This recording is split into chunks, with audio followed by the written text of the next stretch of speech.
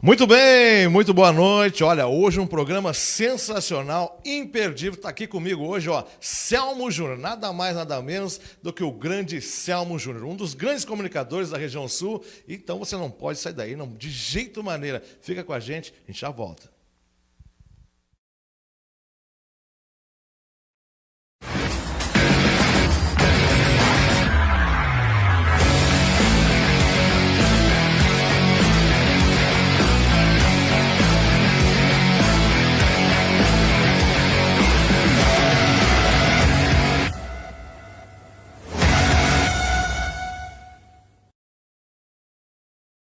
Muito bem, muito boa noite. Olha, hoje estamos aqui começando o nosso segundo programa ao vivo, né, nos bastidores com Marcelo Silver, e eu tenho a honra, o prazer de ter aqui junto comigo o meu querido e grande amigo Selmo Júnior. Muito boa noite, Selmo Júnior. Boa noite, Marcelo. Em primeiro lugar, obrigado pelo convite. Olha, sem querer eu já percebi que eu me dei na escolha do figurino, hein? Tá de acordo com o fundo. Ótimo. Tem o vermelho lá, ó, e o preto, cara, que eu adoro, são as minhas duas cores preferidas. Show de bola. Olha, é uma grande satisfação, porque o pessoal que está em casa, que acompanha o meu trabalho em especial, sabe que eu te acompanho há muito tempo e tive N oportunidades de ser entrevistado por ti, e todas as entrevistas sempre foram maravilhosas e que alavancaram, de alguma forma, a minha carreira na parte musical. E hoje, poder te entrevistar, Selmo, está sendo algo do, vamos dizer assim, ó, do fã pro ídolo. Que isso? Que honra, Marcelo, que honra. Tu sabes que para mim sempre é diferente quando eu sou entrevistado. Foram poucas vezes que eu fui entrevistado ao longo desses 30 anos de rádio que eu faço nesse ano de 2020. Então é diferente, gente. É diferente quando tu... Porque a pessoa que faz entrevistar é uma coisa, ser entrevistado é muito diferente, mas é muito legal também.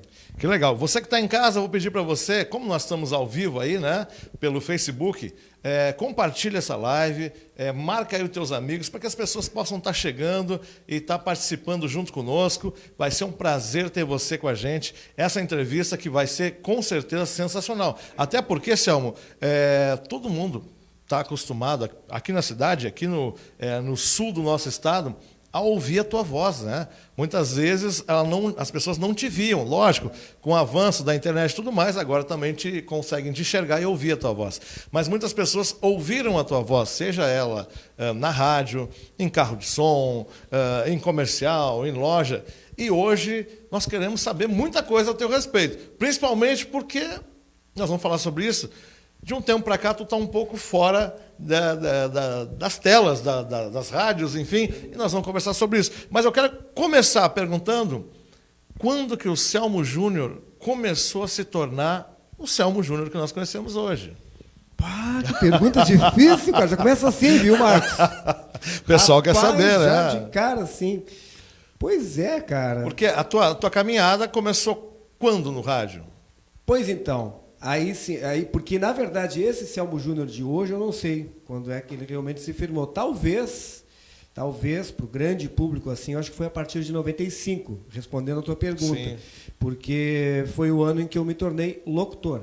Porque na verdade legal. Eu comecei a trabalhar em rádio em 1990, na então Rádio Universidade, hoje FURG FM, comecei como operador de áudio. Olha aí. Depois eu tive uma passagem pela Rádio Cassino, AM, que na época pertencia ao Grupo Oceano, e lá em 92. Trabalhei um período nas duas ali, né, nas duas rádios simultaneamente. Era muito engraçado, Marcelo, porque eu fazia o horário da manhã na Rádio Cassino, das 5 da manhã até o meio-dia.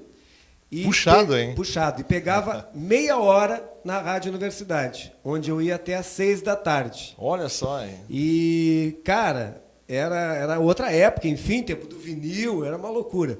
E ali foi onde eu trabalhei um período nas duas rádios. Depois, eu tive uma pequena passagem pela Rádio Minuano, como operador de áudio também. Foram 2 meses onde eu trabalhei na Rádio Minuano lá, e depois acabei voltando para a Rádio Cassino AM. Tive ainda uma outra passagem pela Rádio Universidade. E depois, então, de um certo período, naquela época eu também era DJ, ainda tocava numa festa no final de semana, eu acabei indo para a rádio Cassino FM, que depois acabou virando o Oceano FM, isso lá em 1995. Comecei como operador de áudio, a rádio naquela época tinha um período em que não tinha locutor, né? Tinha só operador, e depois, a partir de 95, no mesmo ano ainda, eu passei a ser locutor também. Olha aí. E aí... E foi por esses anos aí, mais ou menos, 95, 96, que eu me lembro. Todo mundo sabe que eu faço mais a parte de rock and roll, né? Mas nessa época eu ouvia muito swingando.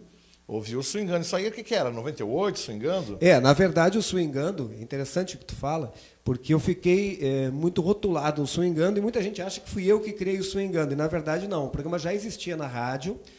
O programa foi criado por um grande amigo meu lá de Pelotas, que tinha uma festa aqui em Rio Grande, e que naquela época comprou, digamos assim, né? A gente falava sobre isso agora antes de começar o programa, né? Espaços em TVs, em rádio, isso era muito comum naquele período, né? E eles compraram lá esse espaço e tinham o Swingando, que ia ao ar de domingo a domingo. E a partir de 95, quando eu comecei como locutor, eu acabei assumindo ali o Swingando. Fiz uma proposta, o diretor na época, né, e até hoje ainda, grande amigo meu, Renatinho, para assumir e só eu fazer o Swingando e um outro programa, a Hora do Deck. E foi assim que, a partir de 1995, então, só eu apresentei o Swingando até agora há pouco tempo Pois atrás. eu me lembro que nessa época se ouvia muito falar Selmo Júnior, Swingando, Selmo Júnior, mas a gente não conseguia ver quem era o Selmo Júnior, né? Nos anos 90 não dava, né? Não, era muito engraçado, porque o rádio sempre teve essa magia, né, de a gente imaginar a pessoa. A gente ouve a voz, por exemplo, Marcelo Silver, né, esse vozeirão dele, esse grave. Aí tu fica imaginando como é que é o Marcelo Silver. Aí quando vê, se apavora, né? Não diz isso. Mas eu acho que tinha essa magia, né? Do rádio, das pessoas não conhecerem o locutor, claro, como tu falasse. E aí, naquele período, foi interessante, porque eu apresentava todos os eventos da rádio, né? Eu passei, a partir de um certo período, a apresentar os eventos. E aí criei, inclusive, na época, o Swingando de Rua, que foi um projeto muito bacana, onde a gente fazia vários eventos nos bairros da cidade, e o Swingando na escola, que era uma ideia também de ir para o pátio das escolas e fazer aquele som ao vivo. Então, acontecia isso que tu falou agora. Chegava lá, pá! Tu que é o Selmo Júnior, eu te escuto na rádio. Claro, era sensacional, me lembro disso. Eu lembro que em casa eu tinha um radinho, aqueles com fita cassete ainda, né? Que tu gravava com o rec e o play junto, botava a gravar, segurava no pause, lembra disso, né? Claro que sim. Aí soltava e, como gosto de música e gosto de todos os estilos de músicas, tocava alguns sambas, alguns pagodes da época e eu ficava esperando. Aí tu anunciava, eu largava, gravava na fita cassete para depois ouvir, tirar, enfim, para poder tocar. Tu sabes, Marcelo, só rapidinho pegando teu gancho, uma preocupação que eu sempre tive, quem me acompanhou ao longo desses anos deve se ligar nisso agora que eu vou falar. Aqui, como tu escutava naquela época de gravar, eu sempre fui um ouvinte de rádio. Eu comecei a gostar de rádio praticamente, acho que quando eu tinha uns 6, 7 anos de idade, que eu me lembro. E sempre gostei de ouvir rádio. E depois, quando eu era adolescente, eu ficava indignado. Eu lembro da música essa passagem do RPM Olhar 43, tinha uma versão remix dela, e eu queria gravar e ficava esperando, o locutor entrava em cima e dava a temperatura e dava a hora certa. Então, quando eu virei locutor, eu pensei, não vou fazer isso. Não vou fazer isso. Então eu deixava a música tocar até o fim, eu entrava com uma vinheta, entrava com uma trilha e deixava, eu não cortava, nunca falei em cima da música. Sempre tive essa preocupação. Exatamente isso que aconteceu assim que saiu o disco sensacional dos Mamonas Assassinas. Nós não tínhamos, me lembro como se fosse hoje, estava chegando o CD aqui em Rio Grande, mas tinha muita fita cassete, enfim, no comércio informal. E não tinha, então nós ficávamos ouvindo na rádio esperando. E quando tocava Mamonas, nós botávamos a gravar. E sempre entrava o locutor falando alguma coisa, no meio da música, e ficavam algumas palavras que tu não entendia o que estavam cantando, porque ele entrou para falar, baixar o volume da música, e entrava o locutor falando. E várias fitas gravadas assim, que depois eu ficava escutando, já até sabia a hora que o locutor ia falar ali, que vinha na gravação que tinha ficado, né? Mas sensacional, Swingando foi uma época, acredito que para todos aí que viveu os anos 90 aqui em Rio Grande, o pessoal que estudava de noite, o pessoal ficava escutando, tinha os Walkman, né? E ficava escutando, swingando o Walkman. Pô, bons tempos do Walkman, cara. É muito legal essa época, né? Selmo, olha só, eu tenho dado uma olhada, te acompanho, né, já há algum tempo, e eu vejo que tu é um cara que... um grande locutor, um grande comunicador, mas tudo isso... A recente falou, tu fazia um programa das 6 da manhã até meio-dia numa rádio, meio-dia e meia tu ia para outra, né? Eu fazia das 5 5 até o meio-dia, como operador de áudio, né? Ah, mas estavas lá. Estava lá, das 5 da manhã até o meio-dia. Depois eu trabalhava do meio-dia até às 6 na outra. E para completar, vou te contar agora, tu vai. Não, agora eu não. ainda colocava som no final de semana numa festa no sábado e no domingo. Então eu ia de virada no sábado e no domingo para trabalhar no outro dia, cara. Então, são essas coisas, Selmo, que aí as pessoas às vezes olham hoje, isso acontece com muita gente, tá? A pessoa olha hoje assim, não, mas como? Como assim? Exemplo vou dar. Como assim o Selmo Júnior? Ah, mas hoje ele nem está no rádio. Como assim? Mas como é que ele consegue fazer tal coisa? Ou como é que ele virou essa referência em Rio Grande? Eu também posso ser, eu também posso fazer, mas peraí, cara. Quer dizer, tu roeu uma massa que eu sei te dizer como é que verdade. é isso, que as pessoas hoje talvez não saibam, ou não vão ter, vamos dizer assim, ter essa oportunidade de passar por tudo isso para chegar a ter a experiência que tu tem hoje. Eu tenho visto muito, e estou te acompanhando faz tempo, uma outra coisa que tu faz, acredito que de uma forma constante, é leitura. Tu tá sempre lendo livros, sempre. Como é que é isso na tua vida? Pô, cara, a história dos livros é fantástica, porque eu até falava outro dia com um amigo meu, eu sempre gostei de ler. Era algo que estava adormecido em mim, na verdade, porque quando criança, a minha mãe acabou me fazendo criar o hábito da leitura com gibis. Eu cheguei a ter uma coleção de mais de 300 gibis na época. Só. E eu gostava muito de ler. Eu acho que ali despertou meu interesse pela leitura. Depois, houve um período em que eu comprava alguns livros da editora Ediouro, que a gente encomendava naquele tempo ainda, né, pelo correio. Ficava aguardando Ficava ansiosamente. aguardando e tal. Cheguei a ter uma quantidade relativa de livros naquela época e depois eu fiquei um bom tempo sem ler.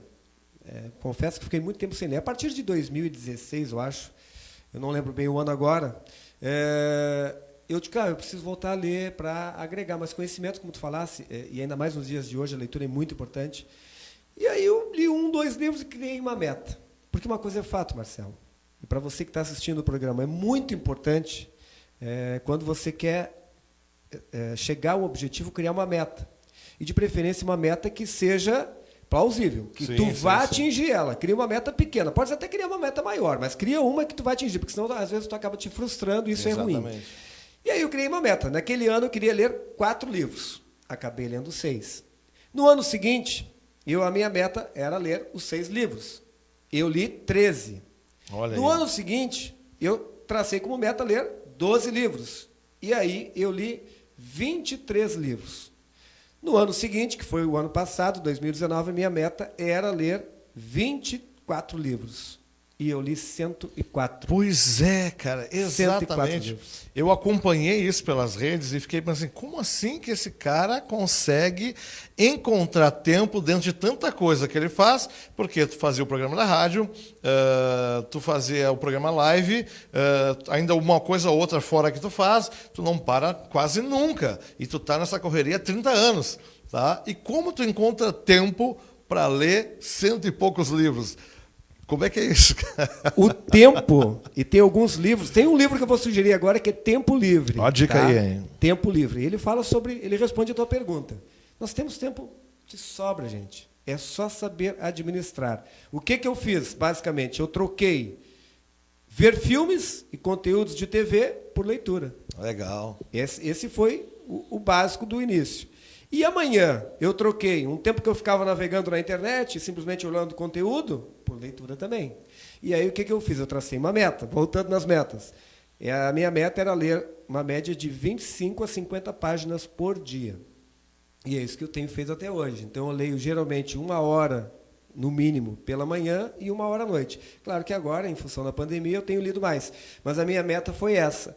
E aí o mais importante, e aí vai uma outra dica de um outro livro fantástico também, que fala sobre a criação do hábito. Quando tu crias o hábito, por exemplo, nós temos o hábito pela manhã, quando a gente acorda, automático, o cérebro já sabe, né? Automático. Tu sai, tu levanta da cama, tu vai no banheiro, tu escova os dentes, depois tu vai tomar um café, isso já virou, já é automático, porque tu criou esse hábito. Quando tu cria o hábito da leitura, eu acordo, faço tudo isso, depois o que eu faço? Vou ler. Que legal, que legal. Então é isso, eu acho que o principal é a gente despertar o hábito e cultivar esse hábito. Aí uma coisa importante, Marcelo, é tu começar lendo livros que tu goste do conteúdo. Sim, sim. Porque muitas vezes tem pessoas que pegam um livro, gostei da capa, esse aqui me indicaram, aí tu lê 20 páginas...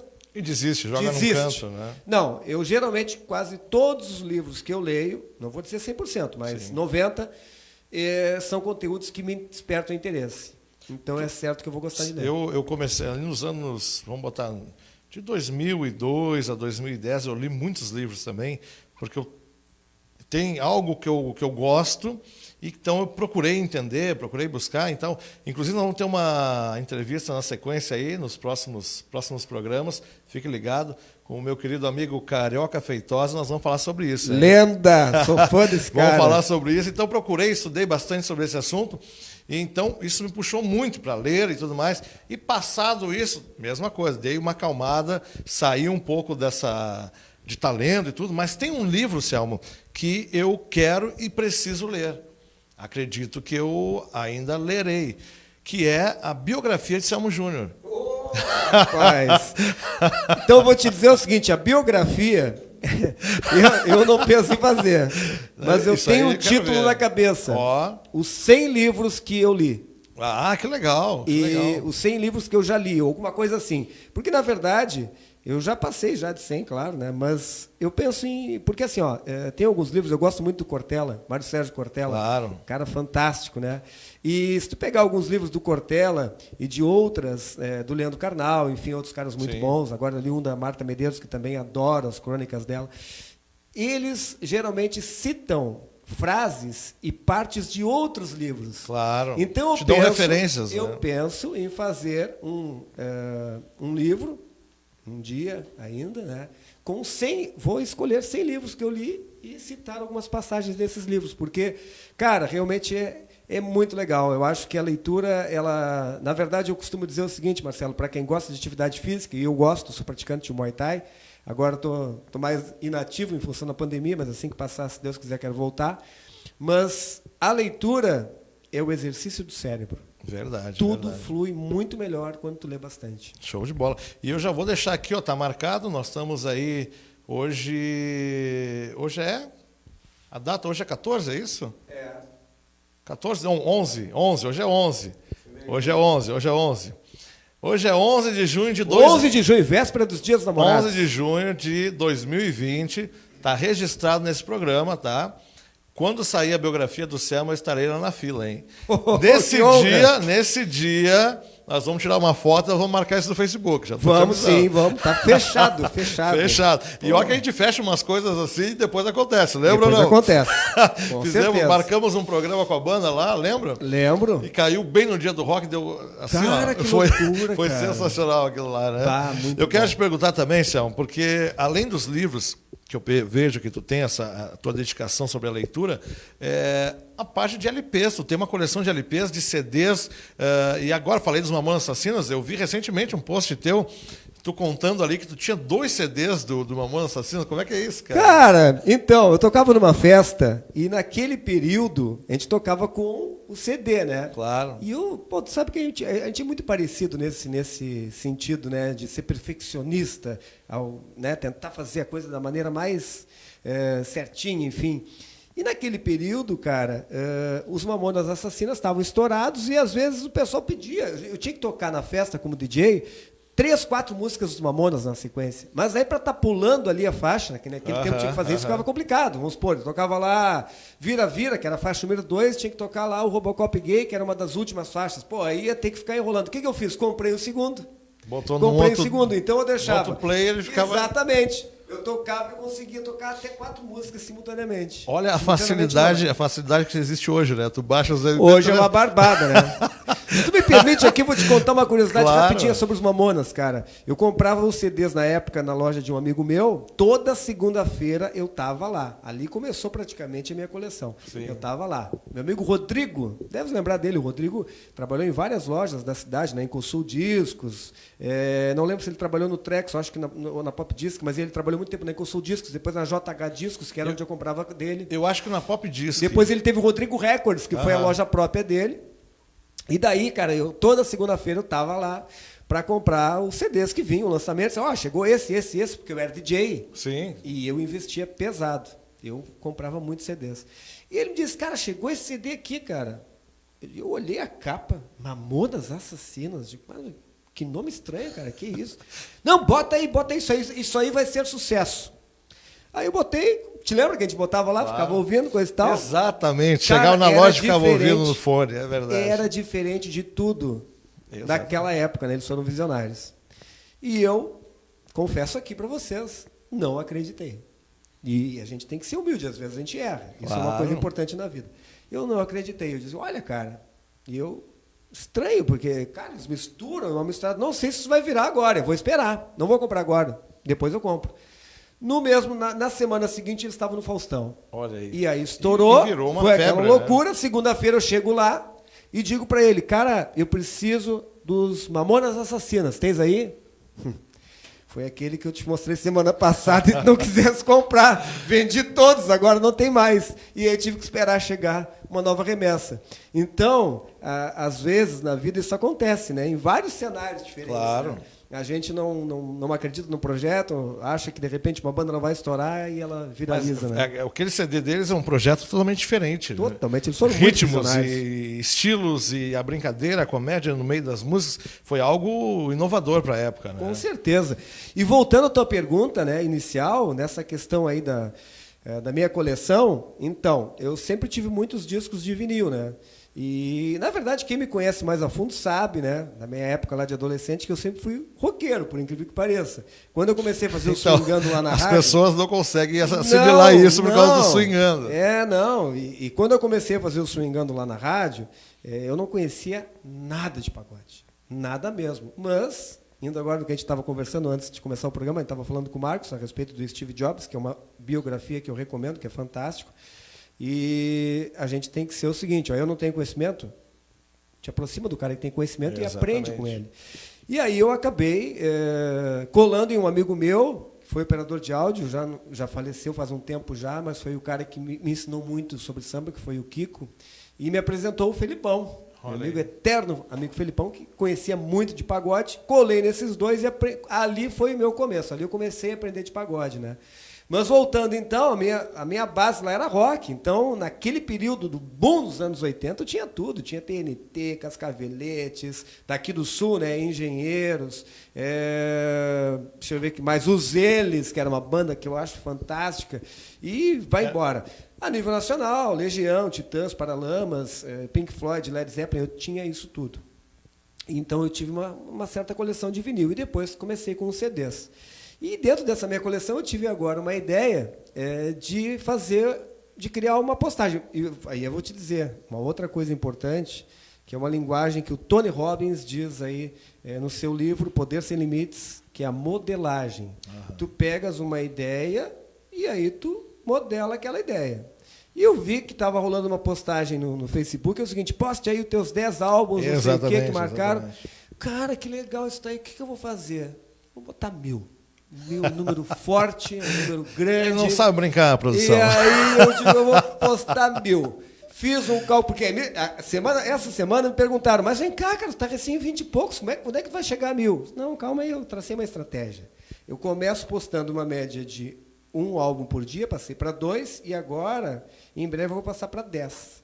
E aí eu vou postar as coleções. Tipo, eu tenho lá, por exemplo, todos que eu tenho do Legião, todos que eu tenho do Pink Floyd, todos que eu tenho. Então eu vou começar a postar coleções que vai mais rápido. A minha meta é até o final do ano eu postar esses 1000 álbuns. E aí dentro desse processo que tu falou. Então, hoje eu devo ter, entre CD, vinil e DVD, eu devo ter umas 2.000 e poucas. Olha só, hein? Que legal. Unidades. Que coleção, hein? É uma coleção bem legal, cara. E tem de tudo, Marcelo. Acredito. Tem desde Pink Floyd, Led Zeppelin, Frank Sinatra, Olha Beto aí. Barbosa. Cara, tu Luiz imaginar, Caldas, tem lá. Luiz Caldas? Tem não? Luiz Caldas. Que legal. Tem Luiz Acredito Caldas. que tenha de tudo mesmo. Amor, Pô, claro. Música eletrônica? Tenho, adoro música eletrônica. legal. Aliás, postei agora há pouco o New Order, aquele álbum Substance, fantástico. Os anos do New 90 Order, foi né? um estouro, né? Pet Shop Boys, que eu amo de paixão, muito bom. E aí todas aquelas bandas que fizeram sucesso, né? Depois música eletrônica dos anos 90, aí vem ali aquele período que eu comprava tudo, eu consumia muito, W, Wakefield e várias coisas dos anos 90 que rolaram. E depois, mais recentemente, também tem outros álbuns. Enfim, Quero saber se tu tem ainda o álbum da The Silvers. Claro que sim. Tá lá, inclusive eu vi ele. Eu vi ele essa semana. Tá guardadinho lá. Que legal. Tenho a garrafa ainda da The Silvers também. Da cerveja da The Silvers. Tá guardadinha. Que legal. E os Bottoms. E os Bottles também. Que legal. Eu sou um cara que, Marcelo, eu guardo tudo o que me dão assim, principalmente que me traz me remete uma energia muito boa. Que eu bacana. gosto de guardar. Isso é uma coisa importante, pessoal. Tem um outro livro agora da Mary Kondo, se não me engano, que fala sobre essa questão, né? Que a gente tem que descartar algumas coisas que a gente não usa mais, mas aquelas coisas que te trazem uma energia boa, uma memória boa, é sempre bom ter. E dentro dessas memórias, eu vou te perguntar, como é que é, tu gostando de rock, como eu sei que tu gosta, entrar então pro Swingando, né? Que era um programa de samba pagode, mais pagode mesmo, e começar a ter esse contato com os artistas do pagode, porque tu teve... Eu vou fazer um chute aqui, tá? Vou dar um chute aqui, porque eu também sou fã do cara, então eu vou dar esse chute. Tivesse com vários, Salgadinho, Rodriguinho, mas para mim, acredito, vou chutar, o Nego Velho é o cara. Com certeza. Com certeza, né? O Alexandre Pires é demais, cara. É demais. É demais. Claro que o Alexandre Pires, eu já falei isso para ele, que eu vou falar aqui, eu já falei para ele pessoalmente. Ele deu risada, porque ele é muito humilde. Mas eu costumo dizer que o Alexandre Pires é o nosso Michael Jackson brasileiro. Porque o cara é um espetáculo, né? É um espetáculo, cara. Ele é diferenciado e é a humildade em pessoa. Eu acho que essa tem que ser uma das maiores características do artista. Eu já fiz essa pergunta uma vez para um artista nacional estourado, e eu não lembro qual foi. Mas eu perguntei para ele, cara, como é que é a questão da agenda agora? Vocês não estão parando? E depois do show ainda tem que atender os fãs. Pô, às vezes, em algum momento isso não é cansativo? Cara, essa era a minha meta. Quando eu resolvi ser artista, essa era a minha meta. Era eu fazer vários shows e ter uma legião grande de fãs. Então eu só tenho que agradecer. Se depender de mim, eu não saio do local enquanto eu não atender a última pessoa. Sim, exatamente. E vou citar um outro cara aqui que também tem a mesma pegada, que é o Seu Jorge. Eu apresentei 2 shows dele, um em Pelotas, um em Rio Grande, assim como Roupa Nova também, enquanto a última pessoa que estava na fila esperando para tirar uma foto, para dar um abraço nele, não foi atendida, eles não saíram. Profissionais, né? Profissionais, é muito legal. E que legal. amam o seu trabalho, sem dúvida nenhuma. Eu vi, como eu acompanho, vejo, já apresentou vários shows e vários programas, enfim, mas o Alexandre Pires, acredito que foi... para ti, eu acredito que para mim seria, para ti, um grande prazer de fazer essa ideia. Não, e tem um detalhe, aqui vai uma curiosidade. Foi o primeiro grande show nacional que eu apresentei. Que legal. Só para contrariar no camping municipal do Cassino. O ano foi 1999 e foi muito engraçado. Só para contrariar, bombando, né? Só para contrariar, estourado. Tô fazendo amor. Cara, foi naquele álbum deles que bateu o recorde na época, com mais de 3.500.000 cópias vendidas. E o show dele era legal, porque eles traziam toda a estrutura, eram várias carretas de som, de iluminação, enfim. E devia ter em torno de umas 15.000 pessoas naquele show lá. Foi uma loucura.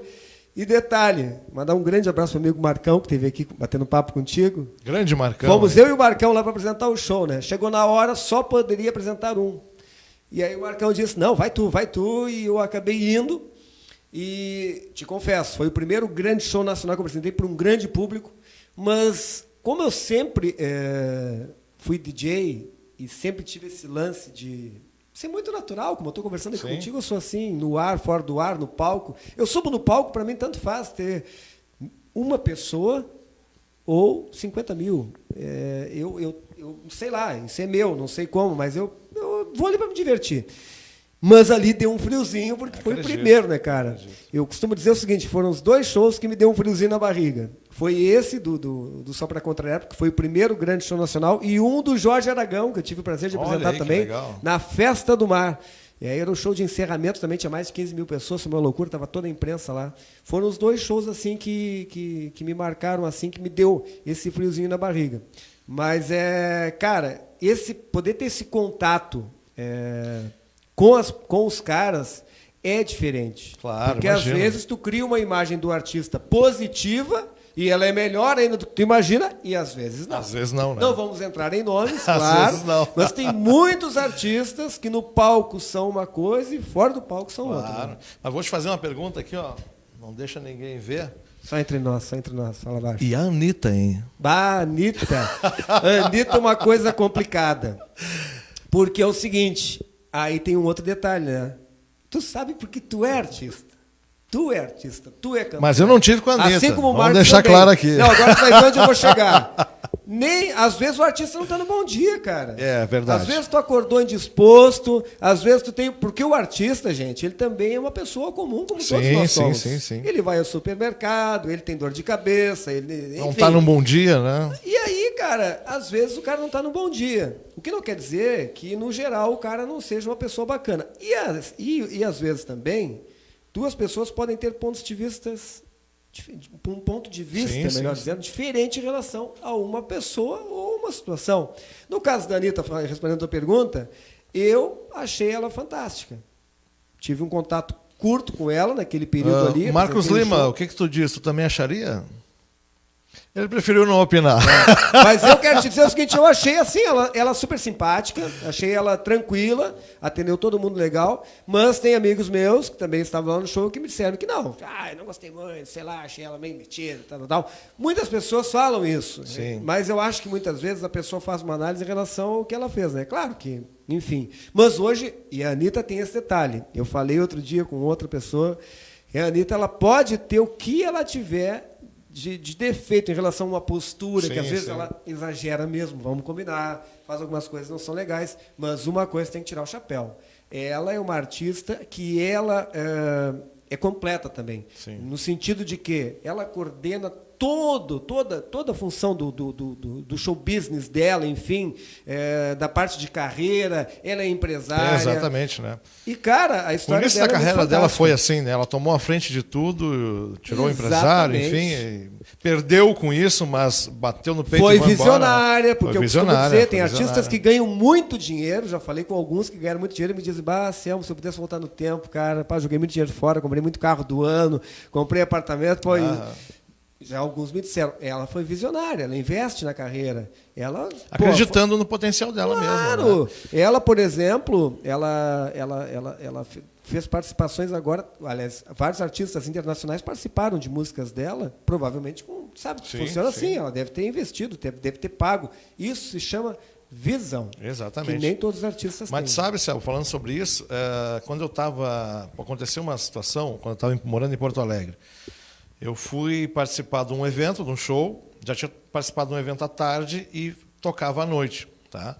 Como eu tinha tocado à tarde, algumas pessoas, eu já tinha cantado à tarde, algumas pessoas tinham visto e tal. E como eu sou contigo fora dos bastidores, né, rindo e tudo, é assim normalmente, normalmente é assim. Mas como a gente falou no início, tem dias que tu tá cansado, tem uma série de coisas. E nesse dia em especial, eu tinha tocado à tarde, cantado à tarde, e à noite a gente voltava para tocar novamente. Tinham 1.000 e poucas pessoas no lugar, e quando eu estou passando pelo corredor, e eu juro que eu não vi a pessoa fazer isso. A minha cabeça estava pensando no show. Então eu estou passando no corredor pensando, bom, tem que subir, tem que fazer isso, tem que ligar aquilo, e vou fazer o repertório tal, a música tal, e estou andando, e alguém que estava sentado próximo ao corredor, me viu, isso contado para os outros músicos, me viu e fez assim para mim. Estendeu a mão para me apertar a mão. E eu passei reto, porque eu estava pensando o que eu ia fazer quando subisse no palco. E eu não vi, sinceramente, não vi a situação. E subi. Quando eu subi, um dos músicos veio assim, pô, cara, o cara ali estendeu a mão para te apertar a mão dele, tu não... Eu digo, cara, não vi.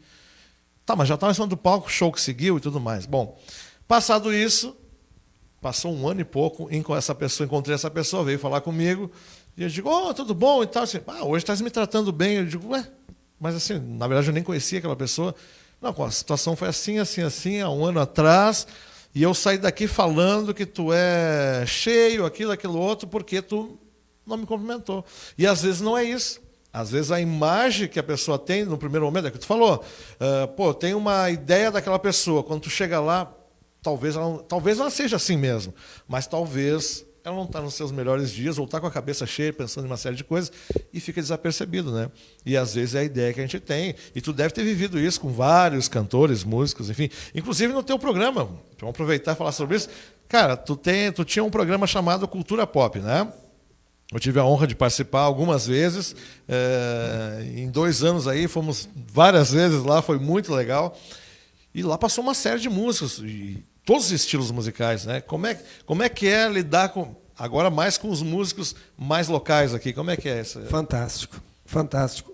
Essa história toda começou ainda em 95, quando eu criei na época o Acústico Swingando, que era a ideia de levar os artistas daqui, da cidade, né, para o programa. E até foi muito engraçado, porque tem um amigo meu que na época tinha uma banda de rock aqui em Rio Grande, e ele me disse, cara, eu acho uma pena eu não consegui no Swingando. Eu digo, pois é. Não, cara, tinha que abrir espaço para o pessoal do rock no Swingando também. Por quê? Porque era o único programa, né, ou um dos únicos que abriu espaço para os músicos irem, né?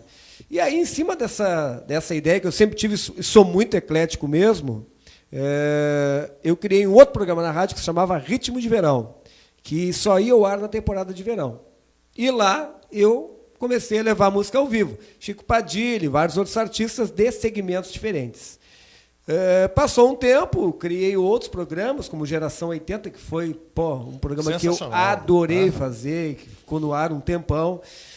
E aí eu tinha essa necessidade de levar outros artistas. O Agito Oceano, que também por um período levei outros artistas de segmentos diferentes, até que veio o Cultura Pop, que a minha ideia do Cultura Pop seria o quê? A música ao vivo, né? O programa tinha 3 horas de duração. Na primeira hora ali, música ao vivo, e depois 1 ou 2 entrevistas com temas relacionados à cultura, ao qual eu sou um grande incentivador e acho que temos que incentivar mesmo, porque Rio Grande é um celeiro de grandes artistas de uma maneira geral, né? E, cara, então, assim, para mim, e isso eu acho que, voltando até um pouco lá no passado, eu sou assim. Sim. Eu não consigo me ver diferente. Eu lembro que quando eu era DJ, quando eu comecei lá em 1988, eu chegava na festa, eu ia lá, me dava bem com o porteiro, chegava na Copa, no tempo da Copa ainda, te lembra? Claro. Eu ficava lá com o cara e me dava com todo mundo, me dava com segurança, me dava com o garçom. Lembro que nessa festa que eu tocava já nos anos 90, que eu falei, quando eu trabalhava nas 2 rádios, tocava nessa festa, eu demorava uma média de 20 minutos para chegar até a cabine de som, porque eu ia conversando com todo mundo. Eu sou dando assim. Atenção, pessoal. Não tem como ser diferente. Então, com os artistas, Marcelo, para mim não é diferente.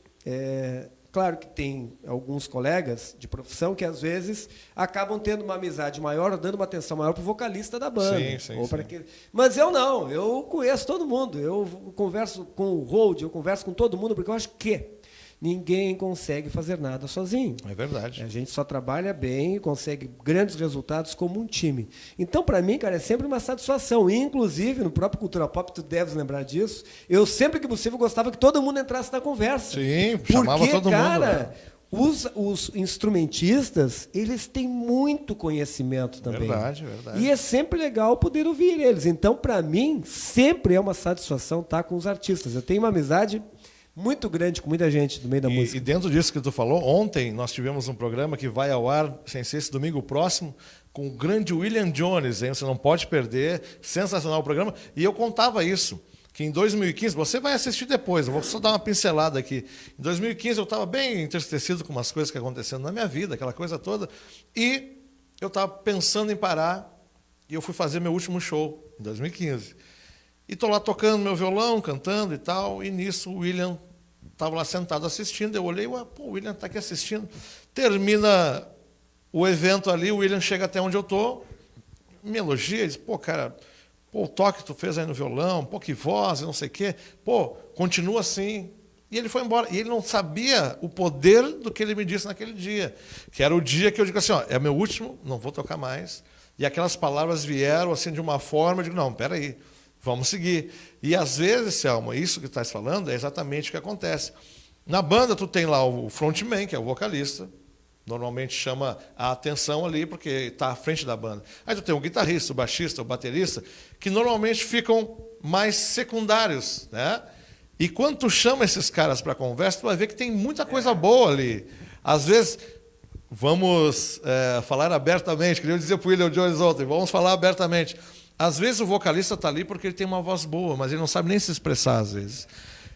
Acredita que tu já fez entrevistas que tu ficava assim, poxa, o cara não responde, o cara não faz fluir. Ah, cara, isso aí, vou falar sobre isso, mas eu só não posso deixar de mandar um grande abraço, um beijo muito especial para o William Jones, meu grande amigo. Grande William. Sou fã incondicional, desde os tempos do champanhe. Eu acompanho a história do William há muito tempo. Fera demais. E o William um dia me contou o seguinte, Selmo, no tempo que ele fazia voz e violão, nos anos 90 aqui em Rio Grande, ele ficava ouvindo o swingando para gravar as músicas, para tocar no show dele, né? Então ele me contou essa história um dia. Sou muito fã, um dos maiores músicos que Rio Grande já teve e tem ainda, né? Porque ele é demais realmente.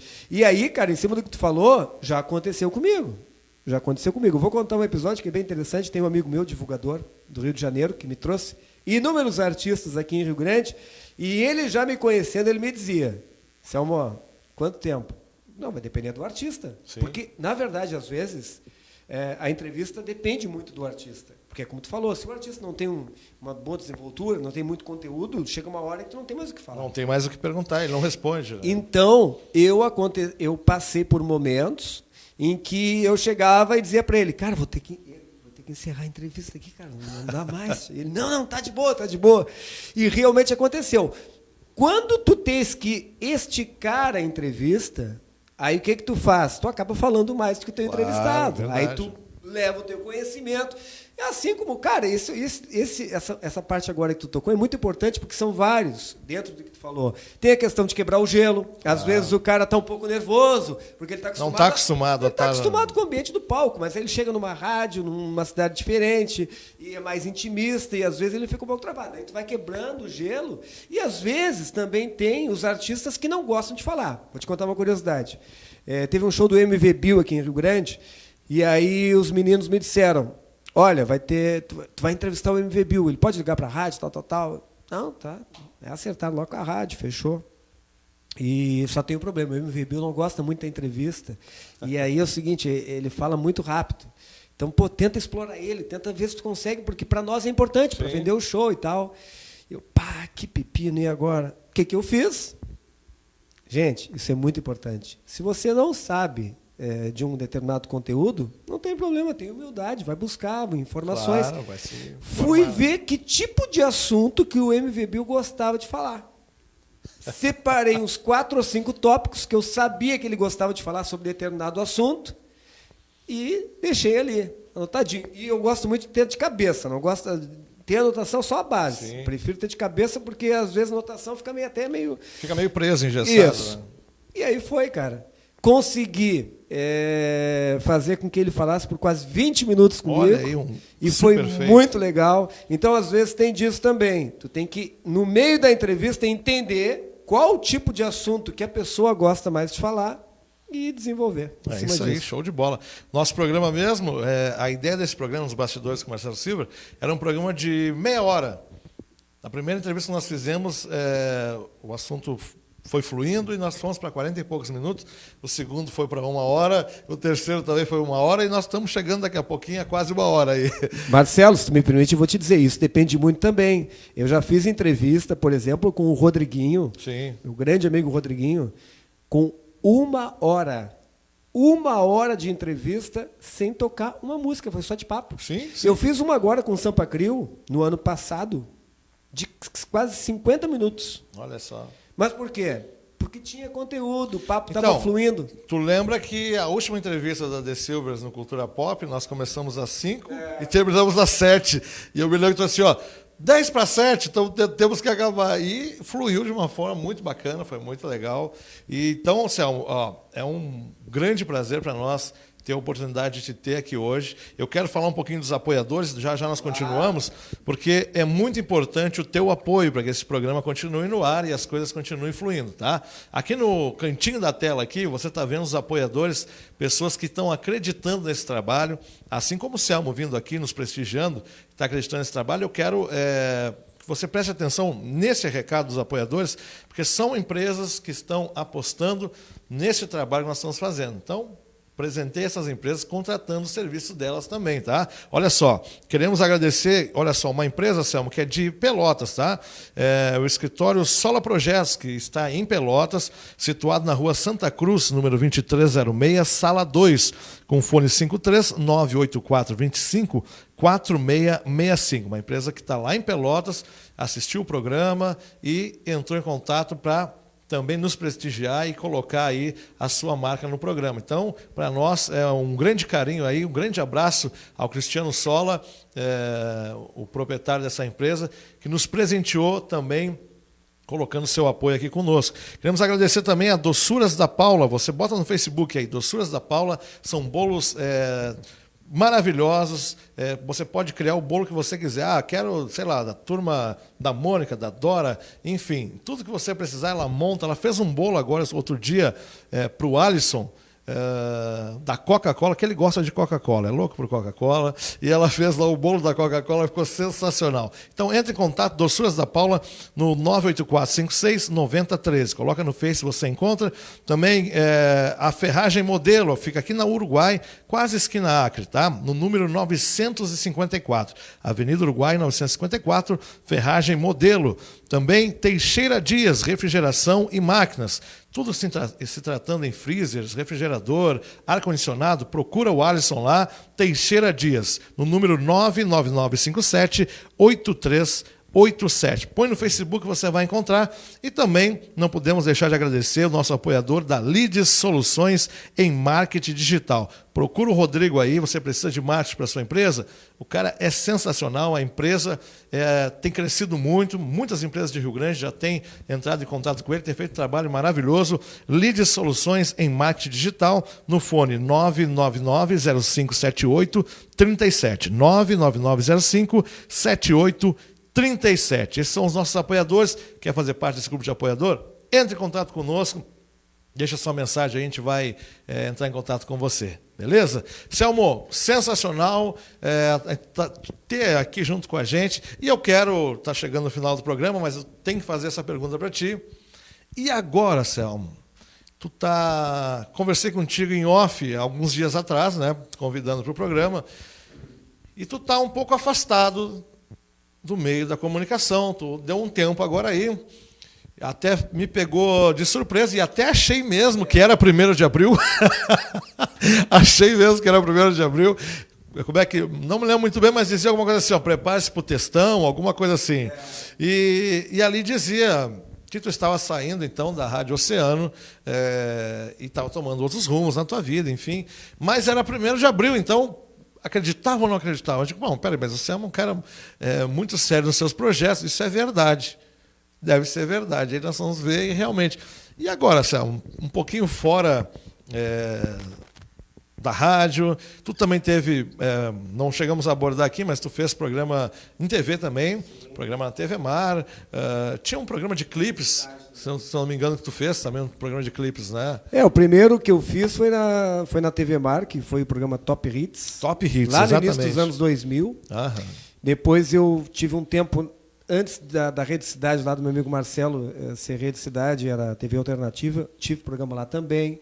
Lá eu fiz um programa já nesse formato do live.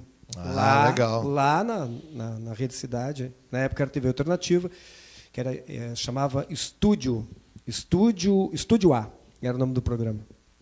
Aí depois eu acabei fazendo outros programas, enfim, assim como na TV também. Então, desde o início dos anos 2000, cara. 2002, por aí, eu comecei a minha história na TV. 2001, lembrei, foi em 2001. Foi quando eu tive meu primeiro computador na época.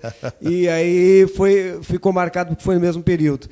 Então, cara, respondendo a tua pergunta, assim, ó, em primeiro lugar, rapidinho, porque eu estou controlando o tempo aqui também. Tá tranquilo. Essa história do textão, todo mundo fala, quando eu fiz uma postagem muito grande, tem que botar o textão, me veio isso na cabeça. E aí eu pensei, cara, vai ser no dia 1º de abril. Como eu sou muito certinho, cara, é muito engraçado isso, mas tipo hoje, por exemplo, a gente combinou um horário e eu tenho que chegar no horário. Eu sou muito detalhista. Marcos Lima, lembra alguém, né, Marcos? Eu sou assim, cara. Então eu sou detalhista ao extremo. O que não quer dizer que de vez em quando a gente não, né? Sim, claro. Mas de vez em quando também me atraso, né, Marcos? Só que daí, produção, cara, aí tá... Só que daí o que aconteceu nessa história do 1º de abril? Eu entrei de férias da rádio no mês de março, deveria voltar ao ar no dia 1º de abril. Então eu não posso, só que eu acertei a minha saída da rádio no meio do mês de março. Tudo foi muito louco. E aí o que aconteceu? Eu digo, cara, é dia 1º de abril, oficialmente é o dia que eu vou estar fora da rádio. Como dia 1º de abril é o dia da mentira. Eu vou postar, os caras vão dizer que é brincadeira minha. Então eu caprichei naquele texto daquela maneira, mas eu quero dizer o seguinte, que eu sou um cara movido a desafios. A minha vida inteira foi assim. E aí rende 10 programas para contar a história da minha vida. Mas eu sempre fui movido a desafios. Eu digo que tem uma frase que eu gosto muito, que é o desconhecido me fascina. E é mesmo. Eu acho que, ainda mais no momento que a gente está vivendo agora, a gente está vivendo a 4ª Revolução Industrial, onde tudo é muito dinâmico, tudo muito rápido. Muito rápido. Né? Hoje o que é sucesso amanhã já não é mais, hoje o que está em alta amanhã já não está mais, hoje o que deu certo amanhã não vai dar mais, então a gente tem que estar ligado. E aí eu acabei recebendo uma proposta para um novo projeto, que é claro que eu não vou falar agora, surpresa, não é o momento ainda, olha aí. Mas eu recebi... Informação, hein?